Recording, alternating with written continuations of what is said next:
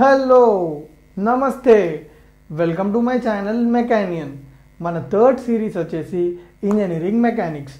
మన థర్డ్ సిరీస్లో 67th video వచ్చేసి ల్యాడర్ ప్రాబ్లం బేసిక్స్. సో ఈ వీడియోలో మనము ల్యాడర్ ప్రాబ్లమ్ని సాల్వ్ చేయడానికి కావాల్సిన బేసిక్స్ని మనము డీటెయిల్గా తెలుసుకుందాము. ఓకేనా? సో ఇప్పుడు మనము అసలు ల్యాడర్ ప్రాబ్లమ్స్ అంటే ఏంది, వాటిని ఎట్లా సాల్వ్ చేయాలి, వాటిని సాల్వ్ చేయాలంటే అసలు ఏం బేసిక్స్ మనకు తెలిసి ఉండాలి, ఇవన్నీ మనము డీటెయిల్గా తెలుసుకుందాం.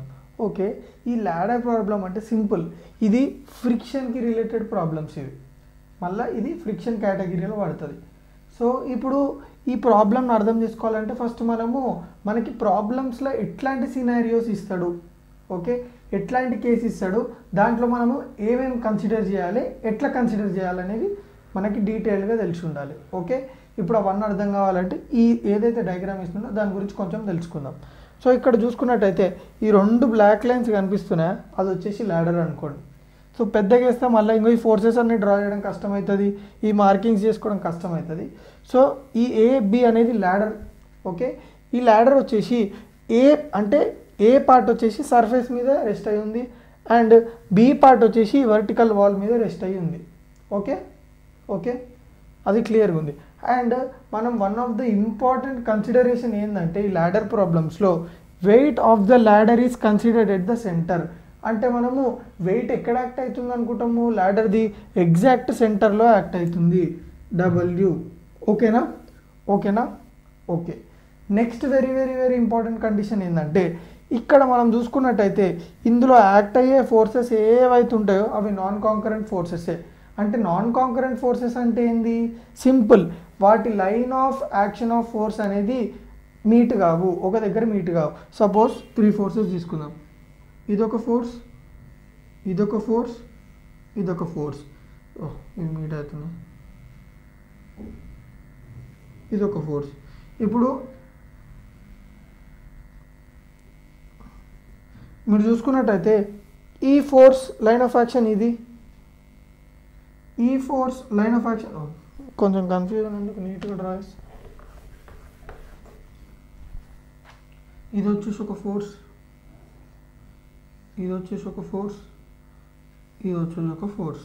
ఇప్పుడు నేను ఏం చేస్తున్నా అంటే చూడండి, ఈ line of action of force extend చేసుకుంటున్నా, ఈ line of action of force extend చేస్తున్నా, ఈ line of action of force extend చేస్తున్నా.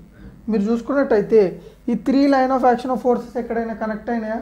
లేదు. అంటే దాని అర్థం ఏంది, ఎప్పుడైతే వాటి 3 or more ఫోర్సెస్ యొక్క లైన్ ఆఫ్ యాక్షన్స్ ఒక పాయింట్ దగ్గర మీట్ అవ్వట్లేవంటే వాటినే మనము నాన్ కాంకరెంట్ ఫోర్సెస్ అని అంటాము. ఎప్పుడైతే ఒక 3 లేదా వాటికంటే ఎక్కువ ఫోర్సెస్ లైన్ ఆఫ్ యాక్షన్ అనేది ఒక పాయింట్ దగ్గర మీట్ అవ్వకపోతే వాటిని నాన్ కాంకరెంట్ ఫోర్సెస్ అంటాం. సో ఇక్కడ ఇవి వచ్చేసి నాన్ కాంకరెంట్ ఫోర్సెస్. ఓకే, ఇప్పుడు మనము నాన్ కాంకరెంట్ ఫోర్సెస్కి ఈక్విలిబ్రియం కండిషన్స్ ఏంటి, మనము పాత ప్రాబ్లమ్స్ ఏవైతున్నాయో wedge, friction problems, inclined plane, declined plane, ఇవన్నిటికీ మనము ఈక్విలిబ్రియం కండిషన్స్ అప్లై చేసినాము. కానీ అది ఏ ఫోర్స్ సిస్టము, ఆ ఫోర్స్ సిస్టమ్ వచ్చేసి కాంకరెంట్ కోప్లేనర్ ఫోర్స్ సిస్టమ్ అది. కానీ ఇక్కడ మనము ఎప్పుడైతే ఈ ల్యాడర్ ప్రాబ్లమ్స్ డీల్ చేస్తామో మన ఫోర్స్ సిస్టమ్ చేంజ్ అయిపోయింది. ఆ ఫోర్స్ సిస్టమ్ వచ్చేసి నాన్ కాంకరెంట్ ఫోర్సెస్ సిస్టమ్ అది. సో ఇవి non concurrent forces system. So ఈ నాన్ కాంకరెంట్ ఫోర్సెస్ సిస్టమ్ కాబట్టి వాటి యొక్క ఈక్విలిబ్రియం కండిషన్స్ ఏంటంటే sigma FX is equals to 0, sigma FY is equals to 0, sigma moment about a point is equals to 0. అంటే extra ఏది add అయింది, algebraic sum of moments is equals to 0 అనేది extra add అయిన point. So okay, దీనికి equilibrium conditions వచ్చేసి 3. అర్థమైందా? So next very very very important. So మనము ఈ ల్యాడర్ ఫ్రిక్షన్ ప్రాబ్లమ్స్ ఏ సినారియోలో కన్సిడర్ చేస్తామంటే ల్యాడర్ స్లిప్ అవుతుంది అనుకుందాం.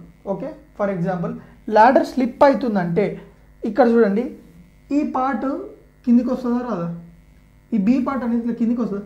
స్లిప్ అంటే ఎట్లా అవుతుంది, ఇట్లా అవుతుంది కదా, చూడండి ఇది ల్యాడర్ అనుకో, ఇట్లా అవుతుంది కదా స్లిప్. అంటే ఈ B పాయింట్ ఇట్లా కిందికి వస్తుంది అండ్ ఇక్కడ ఏ పాయింట్ ఏమవుతుంది, లెఫ్ట్కి మూవ్ అవుతుందా లేదు, ఇంకో చూడండి కదా, అంటే ఇది లెఫ్ట్కి మూవ్ అవుతుంది, ఇది కిందికి వస్తుంది. ఇది నేను ఎందుకు డిస్కస్ చేస్తున్నా అంటే మళ్ళీ గుర్తుపెట్టుకోండి, మనం ఎప్పుడు ఫ్రిక్షన్ రిలేటెడ్ ప్రాబ్లమ్స్లో బాడీ యొక్క motion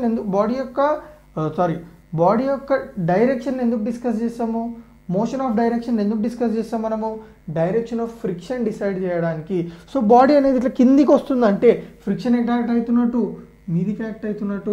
at the same time ఇక్కడ చూడండి, ఈ పాయింట్లో ల్యాడర్ ఎట్ సైడ్ పోతుంది, లెఫ్ట్కి పోతుంది, అంటే ఫ్రిక్షన్ ఎట్ సైడ్ యాక్ట్ అవుతుంది, ఇట్ సైడ్ యాక్ట్ అవుతుందా కాదా.